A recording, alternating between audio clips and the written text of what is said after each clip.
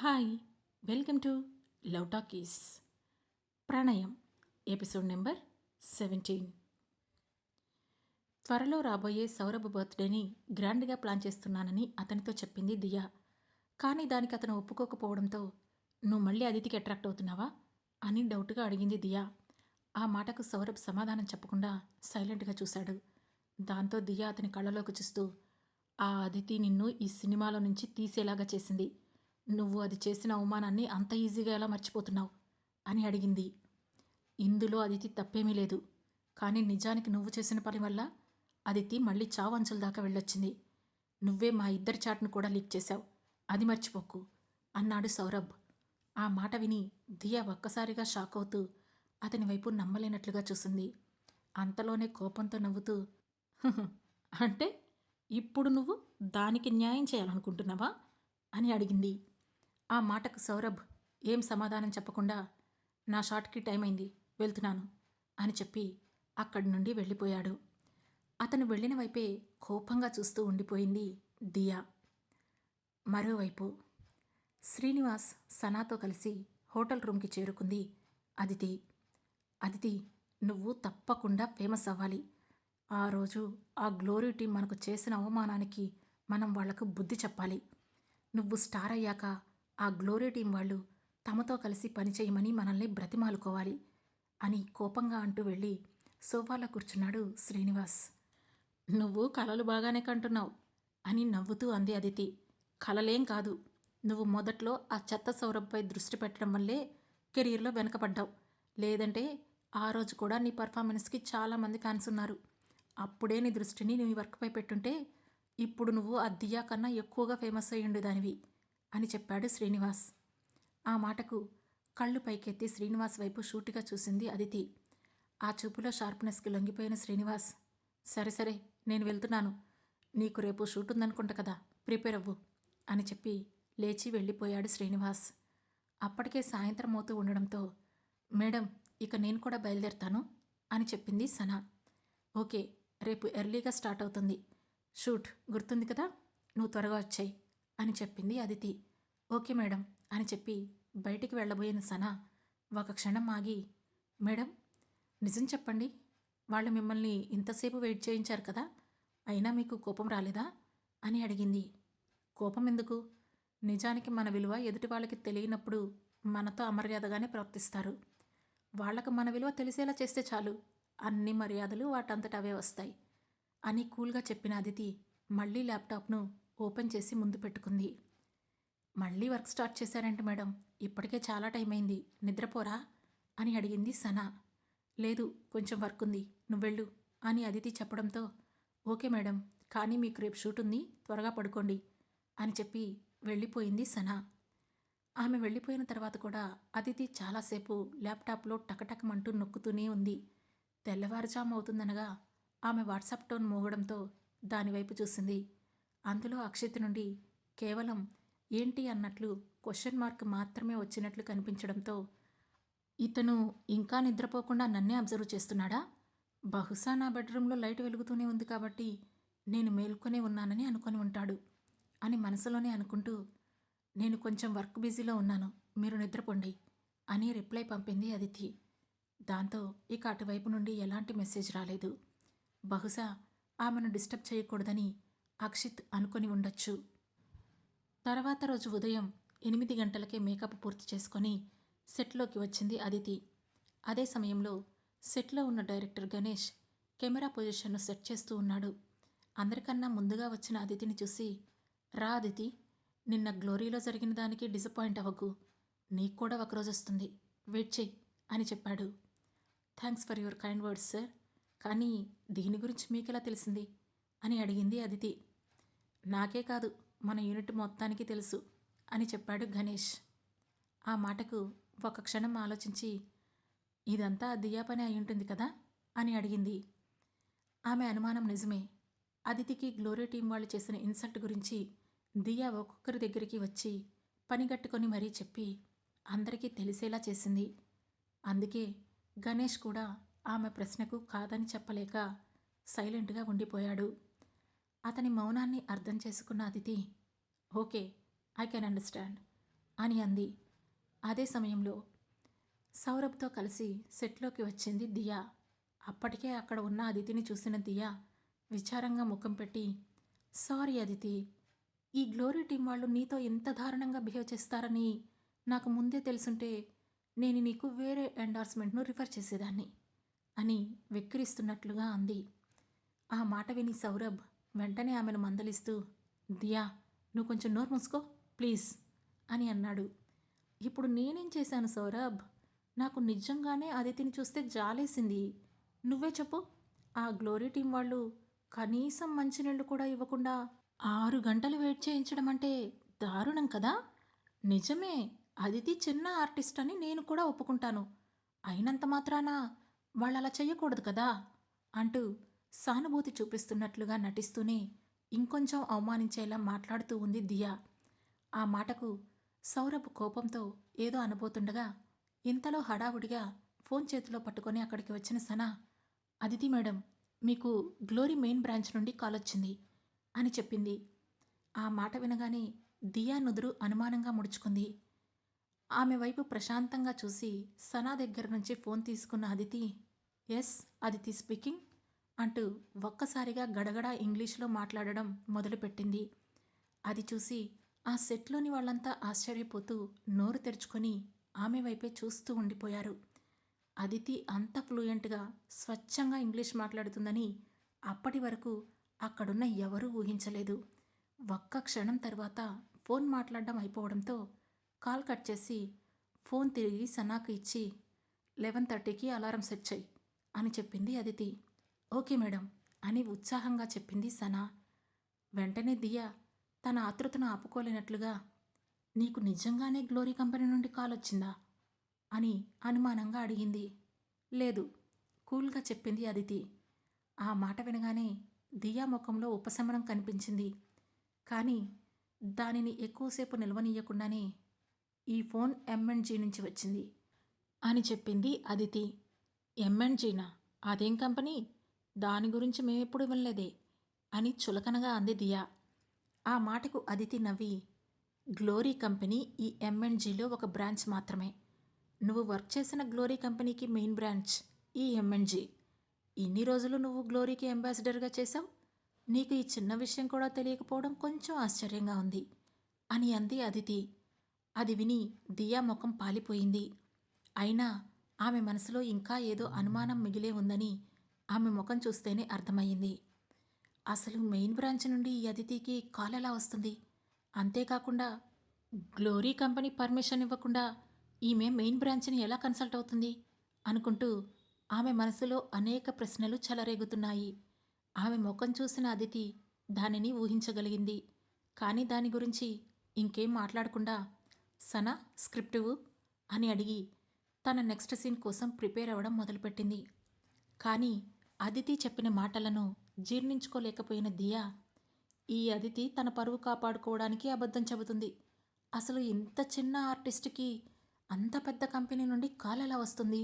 Impossible అని తనలో తానే అనుకున్న దియా ఆవేశంగా, అదితి, నీ గొప్ప కోసం నువ్వు ఇలాంటి అబద్ధాలు చెప్పాల్సిన అవసరం లేదులే అని అంది. ఆ మాటకు అదితి సమాధానం చెప్పకుండా అక్కడే ఉన్న డైరెక్టర్ గణేష్ వైపు చూసి, గణేష్ గారు, మనం త్వరగా నా షూట్ స్టార్ట్ చేయొచ్చా? నేను 12కి ఒక కాల్ అటెండ్ అవ్వాలి అని చెప్పింది. తప్పకుండా అదితి, మార్నింగ్ సీన్స్ అన్నీ ఇండోర్లోనే ఉన్నాయి. అరగంటలో స్టార్ట్ చేసి 2 గంటల్లో కంప్లీట్ చేసేయచ్చు. ప్రాబ్లం ఏమీ ఉండదు అని చెప్పాడు గణేష్. ఓకే, అయితే నా సీన్స్ ముందు షూట్ చేసేయండి అని అదితి చెప్పడంతో డైరెక్టర్ ఒప్పుకొని ఆమె సీన్స్ అన్నింటినీ కంప్లీట్ చేశాడు. దాంతో మధ్యాహ్నం 11:30కి షూట్ పూర్తి చేసుకొని సనాతో పాటు వెళ్ళిపోయింది అదితి. వెళ్ళిపోతున్న ఆమెను చూసి, ఒకసారి చచ్చి బతికితే ఇంత తోలుమందంగా మారిపోతారని అనుకోలేదు. ఎంతమంది ఇన్సల్ట్ చేసినా అసలేమీ వినలంట్లే ప్రవర్తిస్తుంది. అయినా ఇది కూడా ఒకలాంటి టాలెంటే. ఇలాంటివి అందరి దగ్గర ఉండవు. ఈ అదితి లాంటి వాళ్ళ దగ్గర మాత్రమే ఉంటాయి అని చిత్కారంగా అంది దియా. పక్కనే ఉన్న సౌరభ్ ఆ మాట విని దియా వైపు విసుగ్గా చూసి అక్కడి నుండి సైలెంట్గా లేచి వెళ్ళిపోయాడు. హోటల్కి తిరిగి వెళ్ళిన తర్వాత అదితి త్వరగా ఫ్రెష్ అయ్యి సింపుల్గా మేకప్ వేసుకొని 12 గంటలకల్లా మీటింగ్లో జాయిన్ అయింది. అప్పుడే మొదటిసారిగా ఎంఎన్జీ అధినేత 60 ఏళ్ల చంద్రకాంత్ స్క్రీన్పై కనిపించాడు. అతనితో పాటు మేనేజ్మెంట్ టీం మెంబర్స్ కూడా జాయిన్ అవడంతో అందరూ అదితిని చూడడానికి ఇంట్రెస్ట్ చూపించారు. దానికి కారణం ఆమె పంపిన 8 పేజీల మెయిల్. ఎంఎన్జీ గ్రూప్లో అది ఒక సంచలనాన్ని సృష్టించింది. కానీ వాళ్ళందరి ఉత్సాహాన్ని ఏమాత్రం పట్టించుకోకుండా ఆమె సూటిగా చంద్రకాంత్ వైపు చూస్తూ, hello mister Chandrakant, I'm Aditi. నేను పంపిన మెయిల్ ఆసియా మార్కెట్లోకి మీరు సక్సెస్ఫుల్గా ఎంటర్ అవ్వడానికి యూజ్ అవుతుందని నేను ఎక్స్పెక్ట్ చేస్తున్నాను. ఎందుకంటే ఇది ఫ్యూచర్లో ప్రపంచం మొత్తం అనుసరించబోయే ప్లాన్ అని చెబుతూ పూర్తి ఫ్రెంచ్లో తన మెయిల్లో ఉన్న అంశాలను ప్రస్తావించింది అదితి. ఆమె చెప్పింది మొత్తం మౌనంగా విన్న Chandrakant, well done miss Aditi. నిన్న రాత్రి 3 గంటలకు నేను మీ మెయిల్ చూశాను. మీరు మాకు నిజమైన ఆసియా మార్కెట్ను చూపించినందుకు మా ఎంఎన్జీ తరపున thank you so much. Really you are like a diamond. కానీ ముందు ఒక విషయం తెలుసుకోవాలనుకుంటున్నాను. మా బ్రాంచ్ గ్లోరీ వాళ్ళు నిజంగానే మీ పట్ల అమర్యాదగా ప్రవర్తించారా అని అడిగాడు.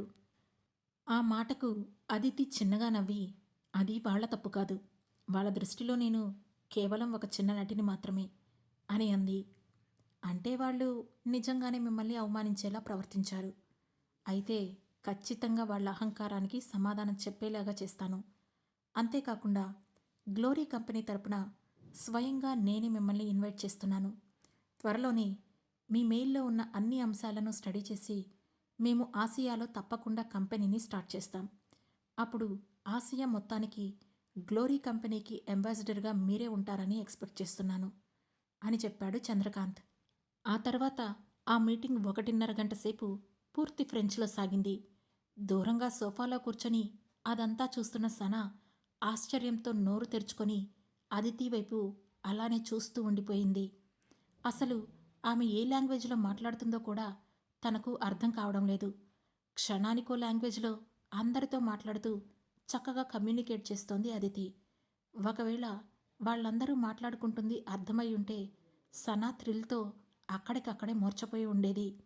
2 గంటల పైగా సాగిన ఆ మీటింగ్ ఎట్టకేలకు పూర్తవడంతో ల్యాప్టాప్ క్లోజ్ చేసి లేచి వచ్చి నోరు తెరుచుకొని తన వైపే చూస్తున్న సనాను చూసి ఆమె ముఖంపై చెయ్యి ఊపుతూ, సనా, ఏం ఆలోచిస్తున్నావు? కూర్చొని పగటి కలలు కంటున్నావా? టైం 2 అవుతుంది, లంచ్ ఎక్కడా అని అడిగింది అదితి. దాంతో సనా ఉలిక్కిపడ్డట్టుగా తలెత్తి, కలకాదు మేడం, మీరేం మాట్లాడుకుంటున్నారో తెలియక చూస్తూ ఉండిపోయాను అని అంది. ఏమైనా అర్థమైందా? కూల్గా అడిగింది అదితి. సనా తల అడ్డంగా ఊపుతూ, లేదు మేడం, ఇంతకీ మీరు ఇంతసేపు వాళ్ళతో ఏం మాట్లాడారు అని అడిగింది. నువ్వింత బద్ధకంగా 2 గంటల సేపు ఎలా కూర్చున్నావా అని వాళ్ళతో డిస్కస్ చేశాను అంటూ సీరియస్గా చెప్పింది అదితి. ఆ మాట అర్థం కావడానికి సనాకి ఒక్క క్షణం పట్టింది. అర్థమైన తర్వాత కొంచెం సిగ్గుతో తలదించుకొని, సారీ మేడం, ఇప్పుడే వెళ్ళి మీ భోజనం తీసుకొస్తాను అని చెప్పి బయటకు వెళ్ళింది. కానీ బయటకు వెళ్ళిన సనా మనసు మొత్తం అదితి గురించే ఆలోచిస్తోంది. తనకు తెలిసినంతవరకు అదితి ఒక మామూలు నార్మల్ అమ్మాయి. కాలేజీ చదువు కూడా సరిగ్గా పూర్తి చేయలేదు. అలాంటి అమ్మాయికి ఇన్ని భాషలు ఎలా వచ్చాయో అని మనసులో ఒకటే అనుమానం తొలుస్తూ ఉండడంతో ఇక ఆగలేనట్లు తన ఫోన్ తీసి, శ్రీనివాస్ గారు, అదితి మేడం తెలుగు, ఇంగ్లీష్ కాకుండా వేరే ఏదైనా భాషల్లో మాట్లాడడం మీరు ఎప్పుడైనా విన్నారా? ఆమెకి ఎన్ని భాషలొచ్చు మీకు తెలుసా అని మెసేజ్ చేసింది. 2 నిమిషాల్లోనే అటువైపు నుంచి రిప్లై రావడంతో దాన్ని ఆతృతగా ఓపెన్ చేసింది సనా. అందులో, నీకేమైనా పిచ్చి పట్టిందా సనా? ఆమెకు ఎన్ని భాషలు రావడం ఏంటి? సరిగ్గా ఇంగ్లీష్ కూడా మాట్లాడలేదు. అలాంటిది మిగతా భాషల గురించి ఎలా అడుగుతున్నావు అని అందులో ప్రశ్నిస్తూ కనిపించింది మెసేజ్. ఆ మెసేజ్ చూసిన సనా ఆశ్చర్యపోతూ, శ్రీనివాస్ గారు, మీరు చెప్పింది నిజమే అయితే నేను నిజంగానే ఒక దెయ్యాన్ని చూసుంటాను అని అంది. ఏం మాట్లాడుతున్నావు సనా? ఇప్పుడే కొంచెం టైం దొరికింది. మధ్యాహ్నం నుంచి నిద్రపోవడానికి ప్రిపేర్ అయ్యాను. ఈ టైంలో దెయ్యం గియ్యం అని చెప్పి నా నిద్ర పాడు చేస్తున్నావా? ఇక నీ పిచ్చి మెసేజ్ లాపు, నాకు నిద్ర వస్తుంది అని విసుక్కున్నాడు శ్రీనివాస్. అది చూసిన సనా, ఈయన నేను చెప్పేది వినిపించుకోవడం లేదు, కానీ నిజంగా అదితి మేడం అన్ని భాషల్ని ఎలా మాట్లాడగలిగింది అని ఆలోచిస్తూనే ఫుడ్ తీసుకొని తిరిగి ఆమె రూమ్కి వెళ్ళింది. నువ్వింకా ఆ ఫోన్ కాల్ గురించి ఆలోచిస్తున్నావా? అయోమయంగా ఉన్న సనా ముఖం చూసి అనుమానంగా అడిగింది అదితి. దాంతో ఆమెకు అబద్ధం చెప్పలేక అవును అన్నట్లు తల ఊపింది సనా. నువ్వు కూడా శ్రీనివాస్ గారిలాగా నాకు దెయ్యం పట్టిందని అనుకుంటున్నావా? అంతే సీరియస్గా అడిగింది అదితి. సనా కూడా సమాధానం నోటితో చెప్పకుండా అవును అన్నట్లు మళ్ళీ తలూపింది. ఆమె ముఖంలో కనిపిస్తున్న ఎక్స్ప్రెషన్ను ఒక క్షణం పాటు సూటిగా చూసిన అదితి అంతలోనే పెద్దగా నవ్వి ఆమె చేతిలో ఉన్న ఫుడ్ ట్రేని తీసుకుంటూ, అసలు నీకు ఆ శ్రీనివాస్ గారికి ఇలాంటి పిచ్చి పిచ్చి ఆలోచనలు ఎలా వస్తాయి? ఇంతకుముందు నేను ఎక్కువగా సౌరభ్తో తిరిగేదాన్ని కదా. ఆ టైంలో అతను నాతో చాలా భాషలు మాట్లాడేవాడు. అలా కొంచెం కొంచెం నేర్చుకున్నాను. అలాగే నాకు ఒక తమ్ముడున్నాడని తెలుసు కదా. వాడిని కాలేజీలో చదవమని బలవంతంగా జాయిన్ చేశాను. కానీ వాడిప్పుడు చదువుమని పిచ్చి పిచ్చి తిరుగులు తిరుగుతున్నాడనుకో, అది వేరే విషయం. కానీ వాడు చదువుకునే టైంలో వాడి సెకండ్ లాంగ్వేజ్ కింద ఫ్రెంచ్ సబ్జెక్ట్ ఉండేది. అలా వాడి వల్ల కూడా కొన్ని ఫ్రెంచ్ వర్డ్స్ నేర్చుకున్నాను. నీకు తెలుసు కదా, ఏ భాష అయినా సరే చదవడం కన్నా ఎక్కువగా మాట్లాడడం వల్లే వస్తుందని. ఇవి కూడా నేను అలా నేర్చుకున్నవే అని చెబుతూ ఏదో కవర్ చేయడానికి ట్రై చేసింది అదితి. అది విన్న సనాకి మనసులో ఏ మూలో ఇంకా పూర్తిగా అనుమానం తొలగిపోనప్పటికీ కొంచెం కన్విన్సింగ్గానే అనిపించడంతో, ఓ అదా సంగతి. ఈ సంగతి తెలియక నిజంగానే అద్దె మేడంకి దెయ్యం పట్టిందేమో అనుకుని ఈ కాసేపు భయంతో చచ్చిపోయాను అనుకుంటూ తనలో తానే రిలాక్స్ అయ్యింది సనా. ఇప్పటికైనా నీ అనుమానం తీరిందా లేదా? డైనింగ్ టేబుల్ దగ్గర కూర్చొని ప్లేట్లో భోజనం వడ్డించుకుంటూ అడిగింది అదితి. ఆ మాటతో తల గబగబా ఊపుతూ తీరింది మేడం అని అంది సనా. అయితే వచ్చి ముందు ఫుడ్ తిను, ఇప్పటికే లేట్ అయింది అని పిలిచి తాను కూడా తినడం మొదలుపెట్టింది అదితి. దాంతో సనా కూడా ప్రశాంతంగా ఆమెతో కలిసి భోజనం చేసింది. కాసేపటికి తన మొబైల్లో నోటిఫికేషన్ టోన్ మోగడంతో అది ఖచ్చితంగా అక్షిత్ నుండే వచ్చింది అని అనుకుంటూ ఆ మెసేజ్ను ఓపెన్ చేసింది అదితి. ఆమె ఊహను నిజం చేస్తూ, ఫ్రీగా ఉన్నావా, కాల్ చేయొచ్చా అని అటువైపు నుంచి అడుగుతూ మెసేజ్ చేశాడు అక్షిత్. ఓకే, చెయ్యొచ్చు అని రిప్లై ఇచ్చింది అదితి. ఆ తరువాత ఏం జరగబోతుంది? అక్షిత్ ఆమెను ఏం ప్రశ్నించబోతున్నాడు? సనా అనుమానాన్ని నివృత్తి చేసుకోవడానికి ఇంకేమైనా ప్లాన్స్ చేస్తుందా? ఈ ప్రశ్నలన్నింటికీ సమాధానాలు తెలుసుకోవాలంటే వెంటనే మీరు మా లవ్ టాకీస్ ఛానల్ను సబ్స్క్రైబ్ చేసుకొని ప్రణయం సిరీస్లోని నెక్స్ట్ ఎపిసోడ్ను వినండి. మా ఈ కథలు మీకు నచ్చినట్లయితే లైక్ చేసి, షేర్ చేసి, కమెంట్ చేసి, హై పాయింట్స్ కూడా ఇచ్చి మమ్మల్ని సపోర్ట్ చేయండి. Thank you. Thanks for watching.